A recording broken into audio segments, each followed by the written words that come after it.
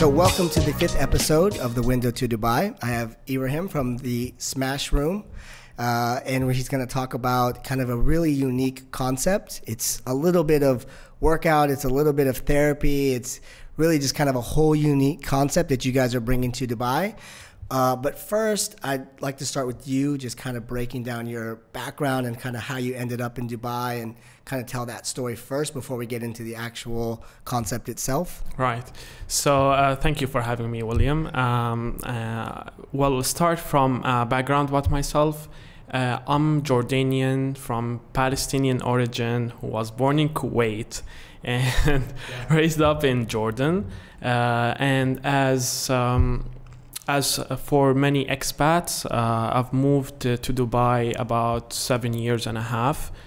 Settled in here. I wasn't planning to stay for more than 2 to 3 years, but again, as the story of everybody else in here, just they get used to the lifestyle, and Dubai becomes their first home, basically.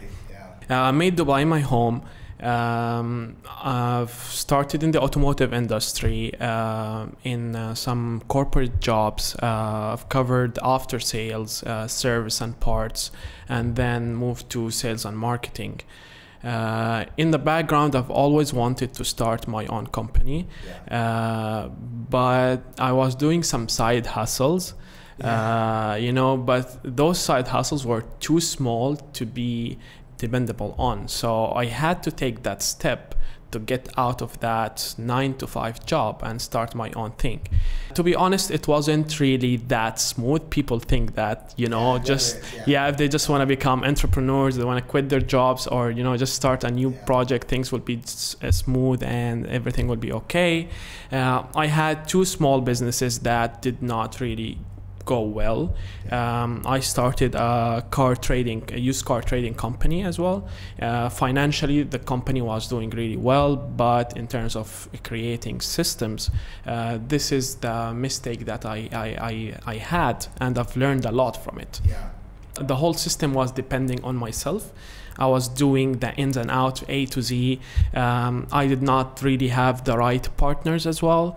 So it was a journey that I've learned a lot from it. I don't call it failures. It's all part of the contributed to where I am now and where I have achieved. And it's still at the beginning to me. There's a lot to be achieved as well. So this takes me to the Smash Room. So the Smash Room was an idea that came to my partner, Hiba, last year when she lost her grandmother in April. She's a psychologist. She had lots of grief. She was so close to her grandmother, but she tried to, do so many things just to feel better about it. But even going to a psychologist, boxing, all of these classical kind of therapies that did not really work. So she was moving her house and she had some extra stuff and she had a baseball bat at the same time. Then she came this idea, why don't I take some of the old furniture? She had like a TV, an old TV to her backyard and try to break them and see how would she feel about it. So she did that and she felt absolutely amazing after it. Like there's something that was in there, and just by doing that, it went out. Suppressing that anger or sadness, and she released it. Exactly. And there's always something about things that we're not allowed to do usually in the normal environment. That once you do it, makes you really feel better. And from the culture here, and I'm sure anywhere else also, it's not really politically correct to break things at your house or at your work. Like people will, if you're a kid, your family will punish you if you break, some glasses or stuff like that. So it's all, and that's part of your upbringings. There's a light bulb that came from that moment that she said, well, there's a lot of people who are stressed in Dubai. And we know Dubai is a cosmopolitan city. There's a lot of expats here. There's a lot of, the job, the culture, the 9 to 5 is. I think this would be a great team activity for the taxi industry. Oh yeah. Everyone driving a taxi is mad. I mean, you've seen you've driving in Dubai. You see the road rage, and you see like people just cutting you off, and just honking on you. So there's a lot of rage that people just get it out in the wrong way. Yeah. Just to back up, so we cover kind of, what the Smash Room is. It's a controlled environment where someone comes and they pay basically to break something and kind of release that anger in a very therapeutic, kind of almost workout type format.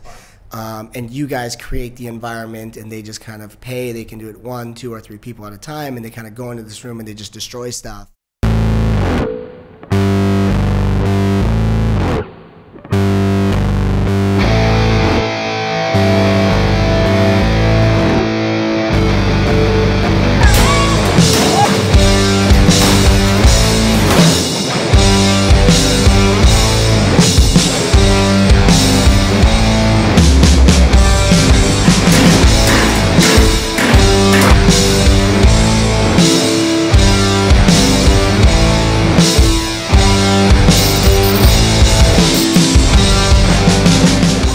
Smash Room is a safe and controlled environment where you can just come in and vent out your frustrations.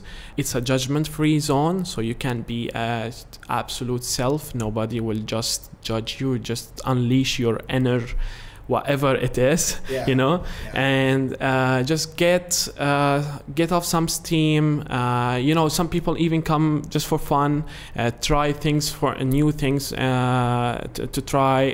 As you mentioned, it's a real upper body workout as well. So on average, you could burn between 80 to 100 calories in just 5 minutes of smashing.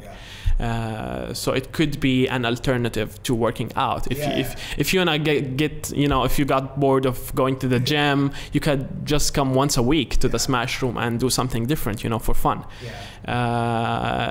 Apart from the fact that you also feel better about it, I don't want to say we're like therapeutic in terms of like with the official meaning, because that will also release. Exactly. And that you get dopamine, you get lots of that. You sweat a lot, you feel really better after your smashing experience, and that's what we have. You were saying earlier that some people actually cry after the experience, once they kind of release all that anger. Absolutely.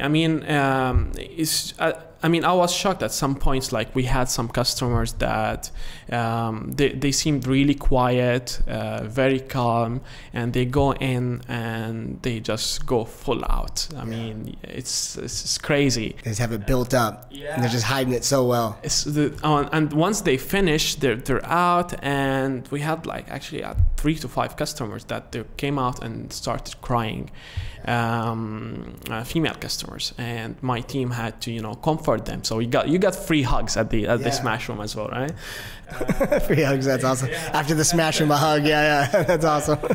Even if you're sweaty, we don't mind that. We don't mind that. So it's just an indication that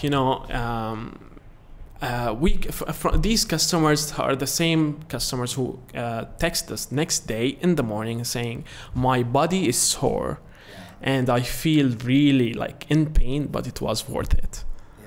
And we love getting those messages, and it's been the case since we have opened. We've opened on the 18th of March last month. Wow, so only a month, huh? Only a month. That's good, only a month, And we've been helping a lot of people, specifically over 500 customers in our first month of operation. That's awesome. That's a great first month. Hopefully you just keep that momentum going.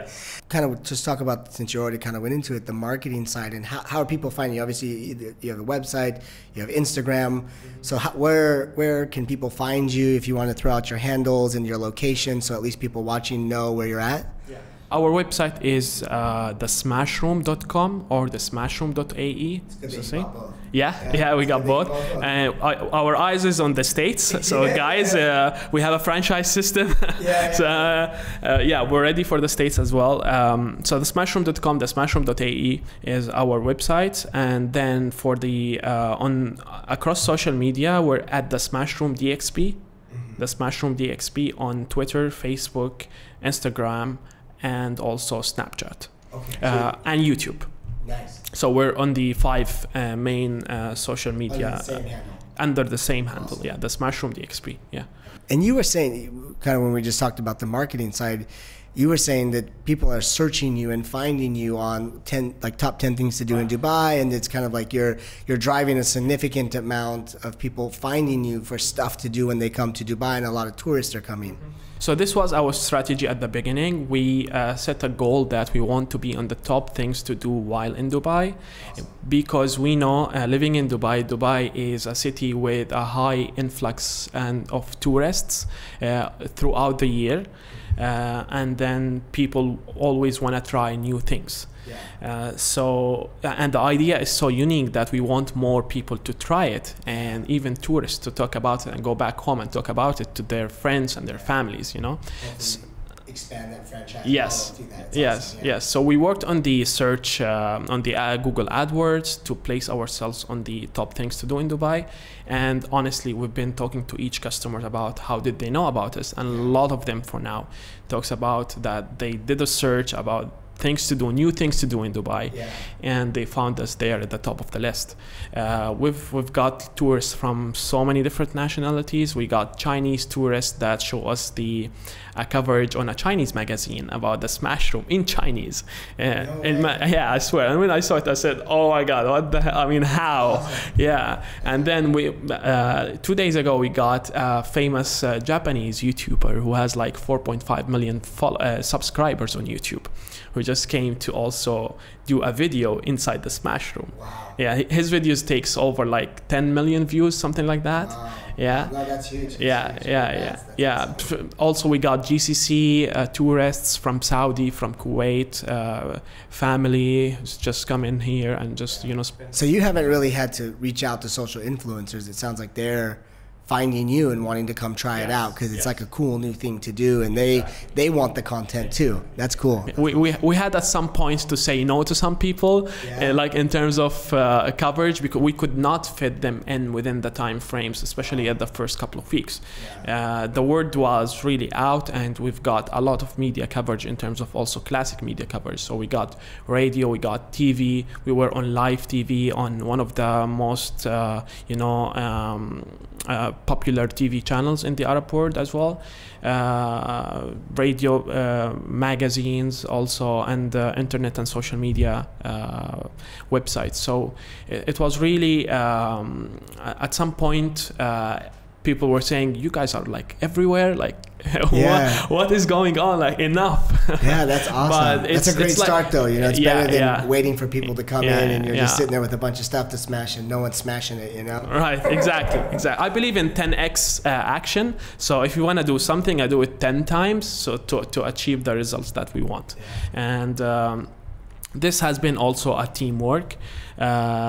We've chosen our team members based on their character and based on their attitude, based on their, how edgy, how their customer centric, not anything related to skills. So anything can be taught, anything can be learned in terms of skills. But our team members are, I guess we have the best team in Dubai. Well, I think you probably a great lesson from your first business with the cars. You realize that if you build it centered around you, you can only do so much. So I have a saying that I talk about on my Instagram all the time, which is build your team and they'll build your business. And truthfully, the success that I've had, it's been the team that was working on it, and the failures that I've had, it's usually been the people that I employed were just the wrong person, and I took too long to either get rid of them or to realize that they were the wrong person. So then it was just too late. It really comes down to the people you put in. When you have people that are committed to your vision and your idea, you can go so much farther than you just, no matter how great you are, you just have to have that no matter what. Not to jump around, but I did want to talk about the actual stuff that's being broken. And kind of where you're getting it, what you're doing with it after, you know, like that whole aspect, just to hear more about the actual stuff that's getting smashed. So as of now, we have like two main categories. One is glass items and one is electronics. We want to add furniture later on. Within a couple of months, we're managing space, but we also want to add furniture as well to that. So if we want to talk about glass items, it's about basically where do we source those glass items. So it's just like plates, mugs, cups.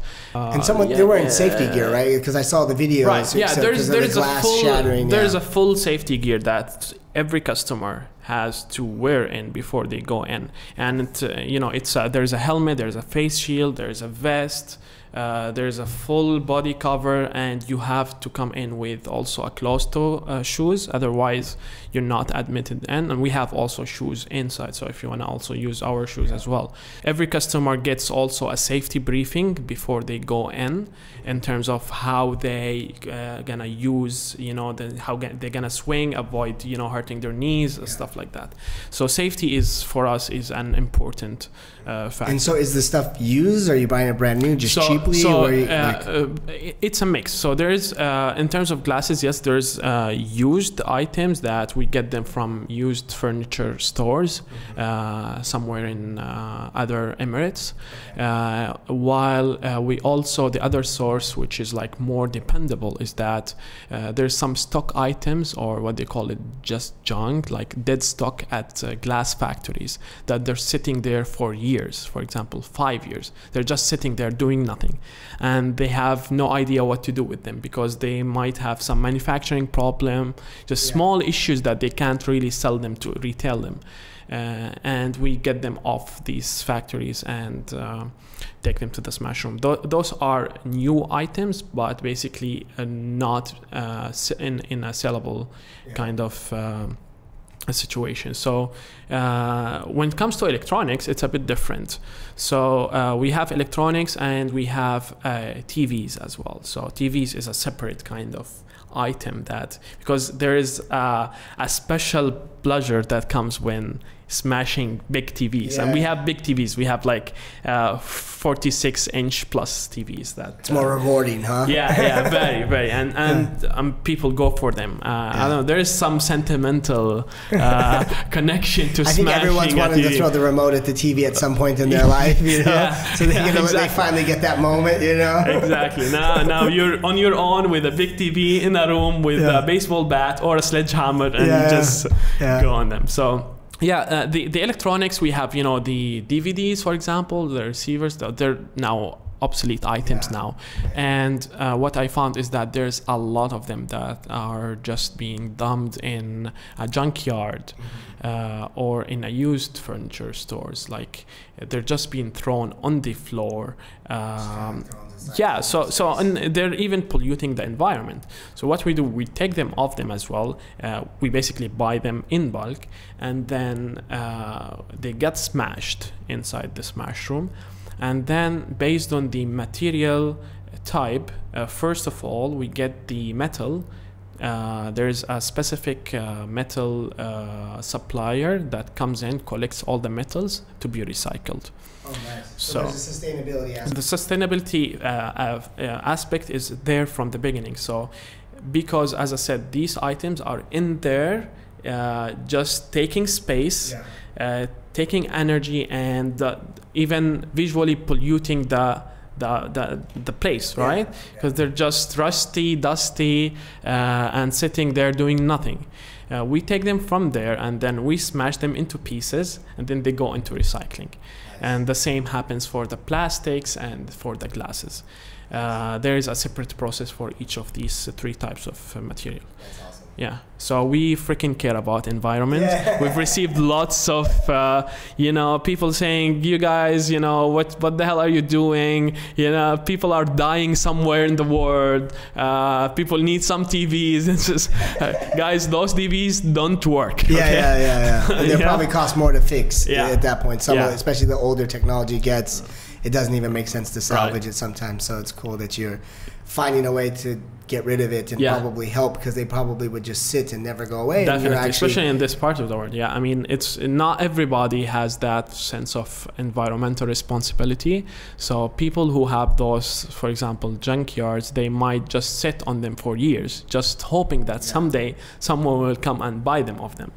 And instead of like going into the proper channel. To kind of jump to the bigger vision of what you're doing, obviously you're doing that here in Dubai, but you have a goal of kind of taking to his franchise model and make this an international thing, and you guys have developed the system, the branding, and you're kind of hoping to, what's that look like? I mean, is it something where someone's just buying the brand name and you're giving them the system, or like kind of what's the goal with that? Right. So we have built a full franchise system around the Smashroom brand, and we're ready to start with the franchise system now in any different city. It's about, so we have a full kind of operation manual, sales manual, site selection manual, all of the elements that you need for a franchise. It's there. Plus we have an option also to run the business for you if you want, for a certain period of time. So if you're someone that has the money, you like the idea, and you want to bring the Smashroom to your city, we can build the place for you based on our experience building it, and we can also run it. And of course the fees are different from just buying the whole package and run it yourself. At all the cases, we have the training for the staff. In terms of the operation, we have a full SOP, standard operating procedures, that is written for every single process that happens for the Smashroom from A to Z.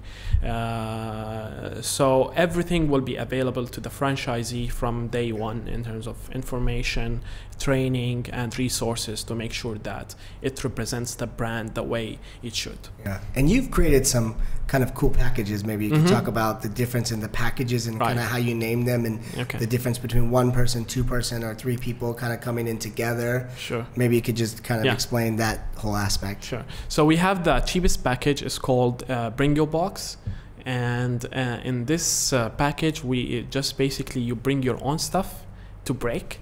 So if you're someone who just got out of a relationship and you have gifts from your ex that you know, instead of just throwing them, you just bring them to the Smashroom. And do you guys give them the video so they can send it to the ex and be like, this is the TV you bought me? We get them the videos. Now whatever they want to do after that is up to their discretion. We have also video recordings for every session, and we sell it at an extra. Just by paying 75 dirhams, you get to bring your own stuff and spend half an hour inside the Smashroom with the full gear and with all whatever smash weapons that you want to use, smashing your own things.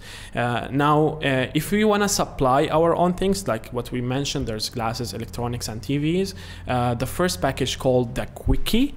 And yes, Saki, as it sounds, it's because the quickest package of them all. I understand the wordplay there. Right, okay. So in the Quickie, you get to smash about 10 glass items with a baseball bat or whatever you like. So we have a range of items that you can use to smash with baseball bats, metal baseball bats for sure. And then we have sledgehammers, we have crowbars, cricket bats, to an axe if you want to go also. Wow. So you get to choose whatever you want to use before you go into the room. And then the packages go up. So from the Quickie, there's a Smash and Dash, and from Smash and Dash there's the Big Bang. So a Quickie, Smash and Dash, and the Big Bang are for just one person, and depends on how angry or frustrated you are, you can go from a Quickie to a Big Bang.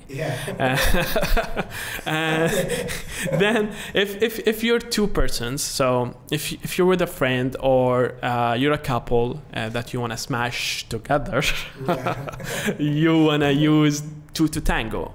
2 to Tango. So 2 to Tango is a package for 2 persons smashing at the same time inside the Smashroom. The most recent package that we have introduced, and is, believe me or not, this is based on customer demand in the first month. people wanted 3 to be in the same room. Yeah. And we have found nothing but to call it the threesome. The threesome, of Yes. course, yes. So what else can you call yeah, guys, 3 people in a room the smashing threesome together? is about 3 people smashing in the same room. That's it.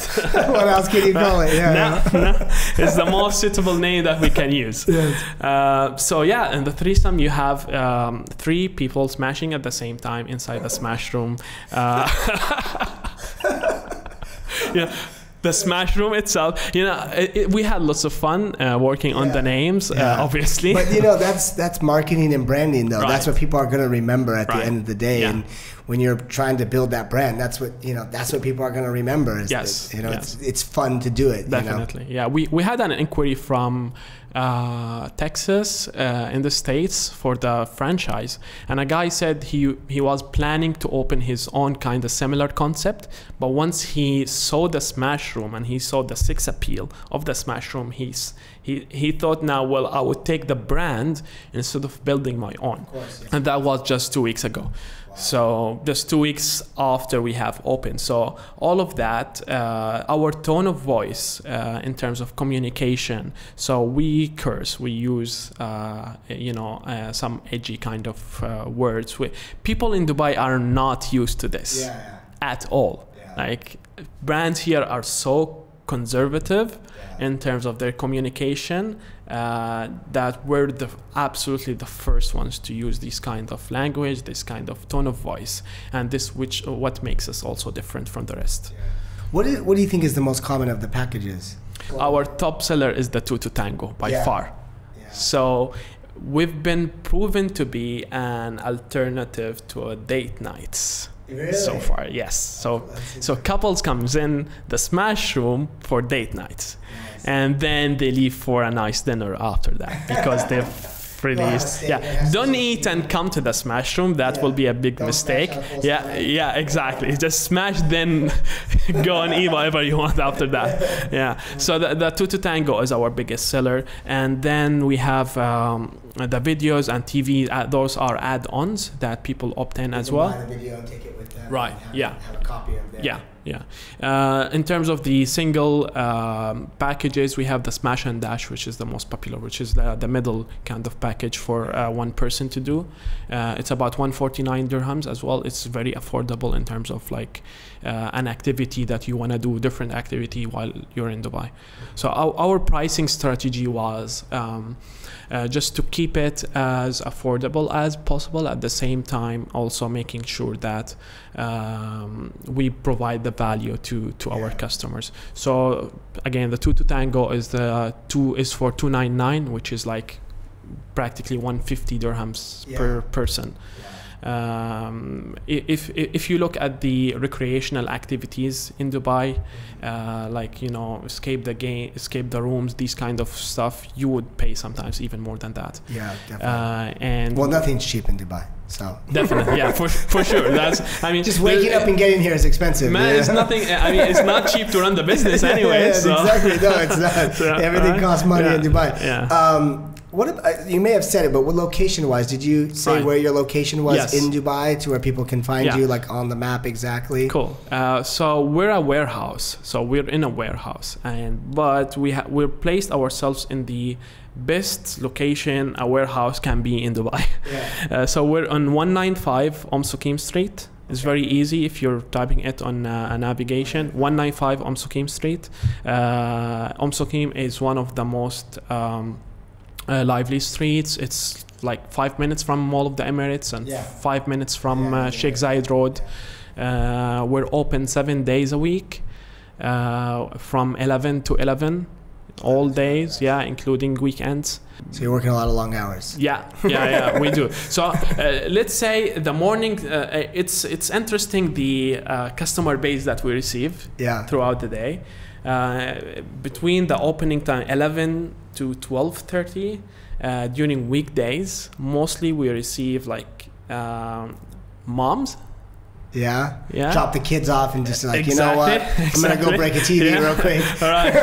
Exactly, that's what happens. So that's that period of time where we receive mostly moms, and then from, let's say, 12 to 4, this is when we receive tourists.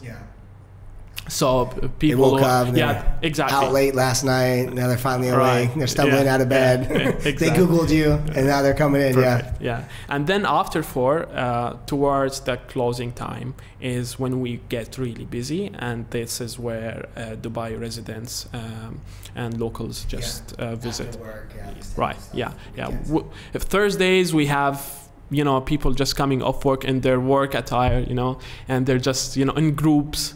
The other interesting trend is that we have corporate packages like team building activities that is done through company's HR department, and we have also group packages that if you're a group of friends or a group of work colleagues that you want to come in and smash some shit together, you can just also do it.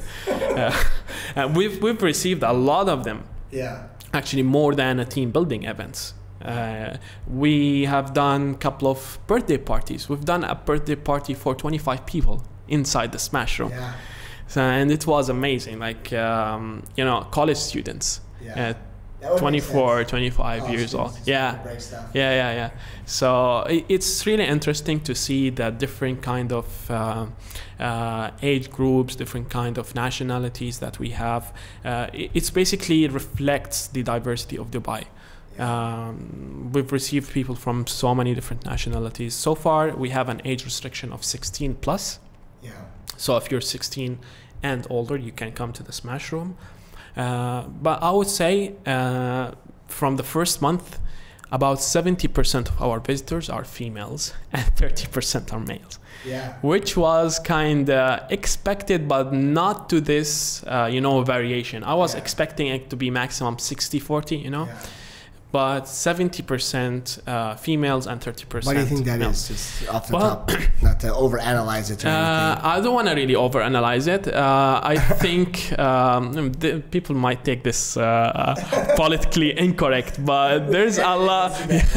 There's a lot of anger. I think a lot of frustrations, probably also relationship related with ladies. That and the good thing is that, and then they don't find it shameful, or they don't find it like they don't think it's a negative thing to go and break things. Whereas for a guy, it could be an ego that will say, well, I'm good, I'm fine, there's nothing happening wrong, They're more until willing to things be vulnerable just, and share their emotion, exactly. even if it's a negative one. Ladies are more vulnerable, that they want to share, they want to just let it off, while guys just want to keep it in, and that's why I think we have more ladies as visitors to the Smash Room compared to guys. Makes sense.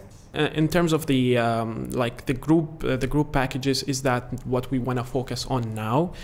We have received for example, companies like LinkedIn, Atlantis, big names that they just brought in their teams to break things. We have also new ideas that we want to also bring to the Smash Room. We want to keep innovating and bringing in new stuff. So there could be some dummies at some point. As I mentioned, furniture. We're also my dream is to which is we're gonna work on making it happen, is to have a special event for smashing a supercar. So we're in Dubai. So it is, but not a working supercar for sure, but we're gonna make it look like a very nice supercar from outside, and that special event somewhere outdoor towards winter, and when people just buy tickets to go in and pitch in, like smashing the things based on your class. Depends on if you're in the VIP class, you get to smash first, they smash the windshield, stuff like that. It could be a Ferrari, it could be a Lamborghini, whatever. And so far we've got lots of requests to smash cars, to be honest. And there's another idea that we want to bring to Dubai. It's gonna be a bit probably exclusive to you. We haven't spoke about this before. So we want to actually have a Smash Room bus. Smash Room bus. Yes. So these old school buses, the big orange, rebranded from outside, and from inside just refurbish the whole thing and make it a mobile Smash Room. and that will roam around the city and goes into events, big company events, also, you know, maybe music concerts, festivals, So stuff like that. next to the food truck, there'll be a smash room There's box. a smash room that you know, you can just go in, break some stuff, and get out, and So that's a cool idea. Yeah. Actually, I think it would be cool. Yeah. I think that will also need some special kind of Yeah. approvals. So I'm sure there's a license for that. Right. Yeah. Definitely, for sure. But we'll get it. Whatever it takes for us to get the Smash Room license. Now, I don't think anything can stop us from doing anything. Yeah. Once you figure it out, Nothing. I mean, it wasn't really easy to get it, but eventually we have it now. And for me, it's like it's a big learning curve. As I told you at the beginning, I could write a book now on how would you probably how can you just start a business in Dubai, a brick and mortar business, especially if it is you know, a brand new concept, something that have never been started before. Because there is a lot of things that you would need to know that's not even available somewhere else unless you do it. Yeah. Nobody will come and Experience is the greatest teacher. No matter. You can read all the books, listen to all the podcasts, listen to all the motivational videos, but until you start doing it, that's when you really figure out how it really goes down for sure. Awesome. So I really appreciate having you on. I'm really glad that it worked out. I know we kind of scheduled it a couple times, but it worked out, and I really appreciate having you on. Thank you. Looking forward to see you at the Smash Room. Yes, I will come. Check it out for sure. You're welcome.